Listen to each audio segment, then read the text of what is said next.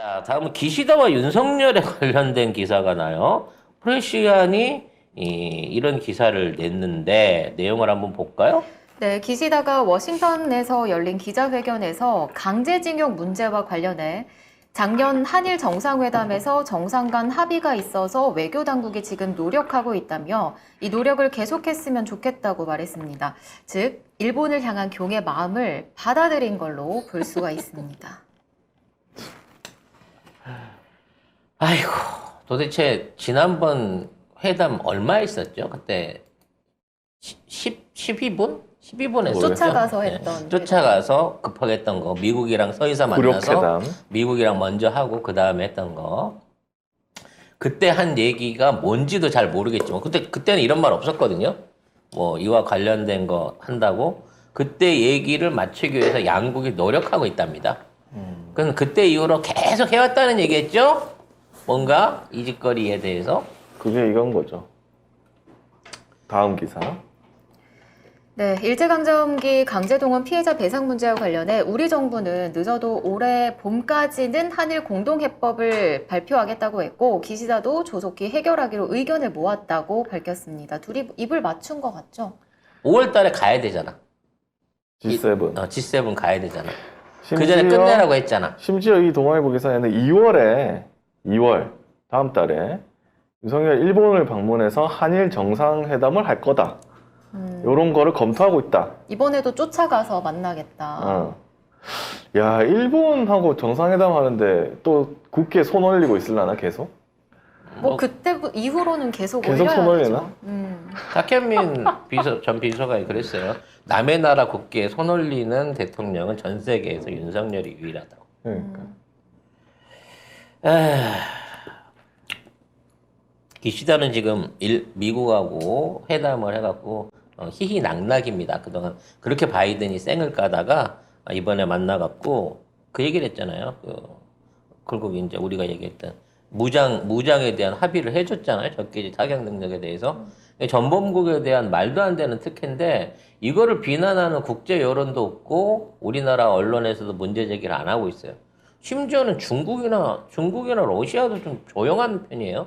여기에 대해서 위협적, 1000km 사정거리 안에 들어오니까 이거에 대해서 위협적으로 생각한다라고 조금 반론이 좀 나올 줄 알았는데 의외로 중국과 러시아까지 조용합니다.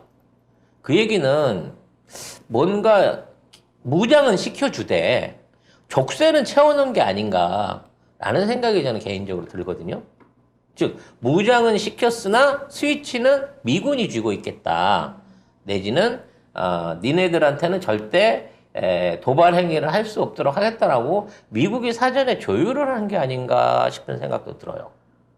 근데 중국은 뭐 세게 비판했는데요. 중국 관영지가 일본이 미국 졸개 노릇하다가 아시아의 우크라이나가 될 것이다. 그 정도는 약하지. 약해요? 왜냐면 그거를 이제 자국 국민들 들으라고 뭔가 얘기할 수 있는 거고 만일 옛날 같았으면 뭐 일본 상품 수입 금지라든지 직접적인 경제 제재 내지는 물리적 제재를 가했을 거예요. 그게 없어요, 양쪽 나라 다. 그거 입국 금지했잖아요. 그래도 일부 풀었잖아. 우리나라도 지금 풀어줬어요.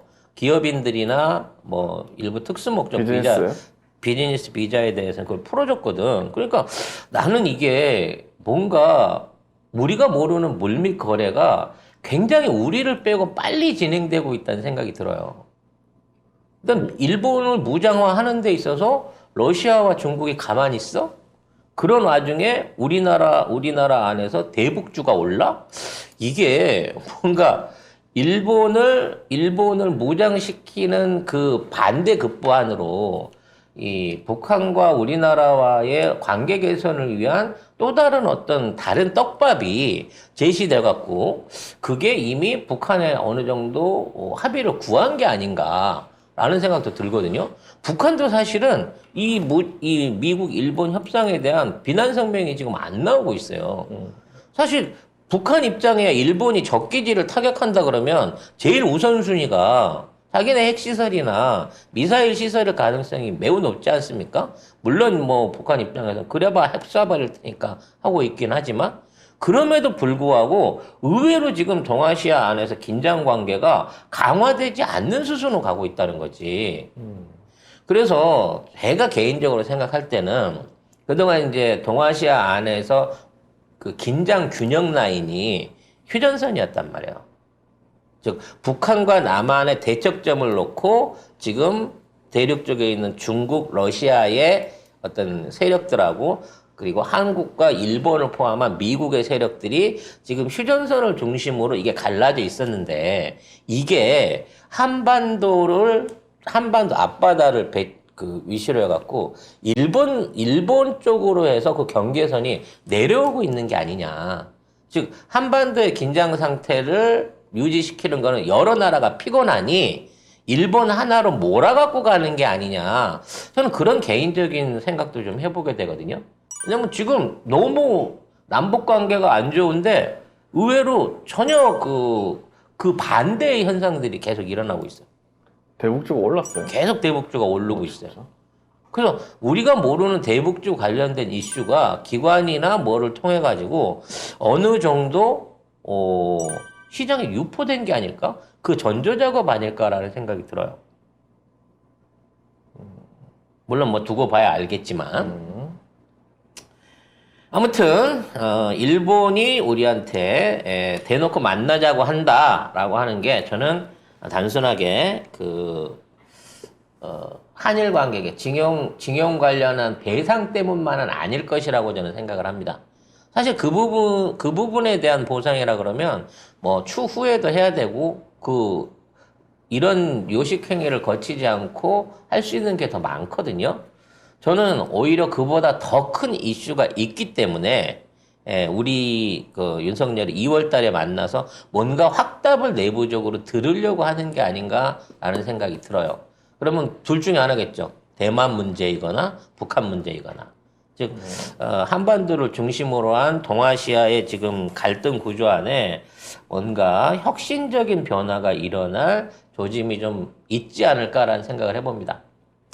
일본 내부에서도 지금 한국에서의 대납에 대해서 이거는 문제 있는 거다라고 하는 얘기들이 있다고 합니다. 일부겠지만. 네, 일본에서 활동하는 지식인 94명이 일제강점기 강제징용 피해자 배상금을 일본 피고기업 대신 한국재단이 지급하는 방안에 대해서 피해자들이 납득하지 못하는 해결책이라고 비판했습니다.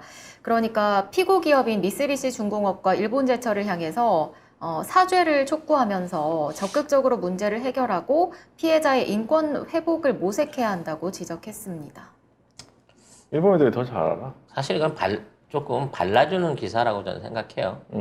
이게 일본 내부에서 크게 이슈가 된 기사도 아닐 뿐더러 한국 사람들 지금 부글부글 할 거 아니에요. 그러니까 그런 사람들한테 일본 안에 이런 그 지식인들도 있다라고 해갖고 반대급부로 던져주는 기사가 아닐까 싶습니다. 극히 일부고 영향력이 없다. 그렇죠. 그리고 이런 기사들이 이제 일본 내에서 일본 레거시 미디어에 다뤄져 갖고 이건 안 된다 이런 식으로 사과하면 안 된다라는 여론이 있는지 모르지만 일본 소수 지식인들이 이런 의견도 있다라는 정도에서의 뉴스일 뿐인 거잖아요. 아니 근데 이런 의견은 계속 있었어요. 소수였을 뿐이고 사실은 주류 언론에서 잘 다루진 않았지만 계속 있는 목소리이긴 하고 그거를 위안부 할머니들도 사실은 이제 일본하고 소송하는 과정에서 이런 분들의 도움을 계속 받았던 거고 이런 목소리는 그냥 뭐 이번에 처음 나온 목소리가 아니라 그냥 늘 있던 목소리고 늘 뜨문뜨문 우리 언론에 보도가 됐던 얘기고 이거보다 지금 이제 소위 일본 정부의 의견을 마치 관영 매체처럼 대변하고 있다라고 얘기하는 산케이 신문에서 사설을 통해서 무슨 얘기를 해놨냐면 오히려 피해자는 일본이다라는 식의 사설을 내놨어요. 그 내용이 뭐냐면은 그 당시에 일본만 그 강제 노동을 시킨 게 아니다. 그리고 사실 이게 왜 강제 노동이냐? 조선인들이 자기네들이 노동하겠다고 와가지고 온 거 아니냐? 그리고 그때 일본 내국인들도 노동을 했다. 그리고 우리나라만 그런 거 아니다. 그런데 왜 조선인들만 유독 일본을 상대로 이렇게 수십 년에 걸쳐서 계속해서 피해 보상을 이야기를 하냐? 오히려 이 문제와 관련해 가지고 피해자는 우리 일본이다라는 얘기와 함께 항상 한국은 정부가 바뀌면 합의를 했더라도 이 부분과 관련해 뒤집는다. 이 부분 때문에 한국을 못 믿는다. 그리고 이번에 한국 정부가 가져온 그 합의안에 대해서도 이거 정권 바뀌어가지고 구상권 다시 청구하거나 한국 기업이 그거 뒤집어 엎지 않을 수 있느냐 이런 것들 제대로 약속을 받기 전에는 아무것도 해주면 안 되고 사실 원래 안 해줘도 되는 거지만 하도 난리를 치니까 한일 관계 개선을 위해서 굳이 일본 정부가 양보를 해준다면 이 모든 것들을 다 약속받은 다음에 해줘라 라는 식으로 상당히 강경하게 얘기를 하고 있는데 그건 무슨 의미냐면은 아예 밑밥을 까는 거예요. 그러니까 산케이 신문이 이런 식으로 극우들의 논리를 극단적으로 퍼뜨린 다음에 내부에서 그런 여론을 만드는 거죠. 그러니까 일본 정부 우리 이제 한국 여론은 일본 정부의 그 요구에 일방적으로 한국 정부가 맞춰줬다라는 거에 대해서 굉장히 불만이 많은데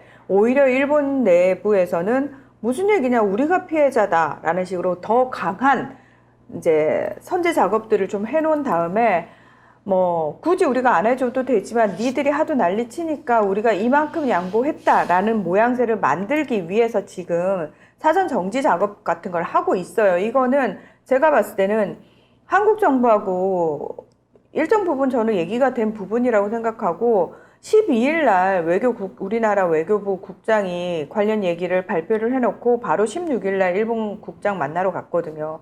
그러니까 그거 자체가 이제 우리 추진하겠다라고 얘기를 하러 간 건데 이제 프로세스를 밟는 건데 이 외교부 국장한테 한국 내에서 여론이 이렇게 안 좋은데 굳이 이렇게 이걸 급하게 진행시키는 이유가 있느냐라고 물었을 때 이 국장이 뭐라고 얘기를 했냐면 아니 한국 내 여론이 안 좋다는 거 빨리 알려주기 위해서 일본 정부 측에 그래서 일본이 성의 있는 어떤 대응 조치를 좀 하라고 얘기하기 위해서 내가 빨리 왔다라는 식으로 말도 안 되는 이유를 대고 있거든요. 저는 이거 국내 여론이 더 나빠지기 전에 지금 마파람의 개눈 감추도 빨리 진행을 시킬 것 같아요. 그래서 지금 이상민을 탄핵하는 게 아니라 박진을 먼저 탄핵해야 될 것 같아요. 이 모든 게 외교부의 독단에 의해서 즉 윤석열의 특별한 지시나 요구 없이 외교부가 이 짓거리를 하고 있다 그러면 이거는 사실은 국익이라든지 우리나라의 존엄에 심각한 영향을 미치는 짓이거든요. 이 문제를 이재명 대표의 민주당이 빨리 이걸 거론해가지고 탄핵안 올리고 이와 같은 결의안을 이와 같은 형태의 배상 조치에 대한 게 제3자 뇌물죄 말씀하셨으니까 이거를 반대한다 내지는 승인할 수 없다라고 하는 부분을 강력하게 해야 됩니다. 이게 결국 양국 간의 조약으로 성공을 하려 그러면 대통령끼리 하는 게 중요한 게 아니라 국회 비전을 받아야 되거든요. 인준을 받아야 됩니다. 만일에 이러한 조치들이 합법화되고 명문화되려고 하면 국회 차원에서 우리는 분명히 이걸 반대하고 있다라고 하는 논리를 먼저 펴줘야 된다는 거예요. 우리 쪽에서. 근데 뭐 기시다도 그렇고 윤석열도 그렇고 이대로 나가겠다는 거잖아요. 결국 상권 분립에도 위배되는. 결국 이걸 하겠다는 거는 윤석열을 탄핵해야 된다는 거예요. 결국에 이거 헌법도 위반이에요. 그래서 일본 정부하고 이거를 독단적으로 처리한 윤석열의 어떤 조약이라든지 이런 부분에 대해서 이것은 원인 무효다. 이 사람은 탄핵된 사람이라서 이 사람의 업무 집행 내지는 이 사람이 했던 조약에 대해서 대한민국은 책임질 수 없다라고 하는 또 하나의 탄핵 마일리지로 이거를 강력하게 들고 일어나야 된다는 거죠.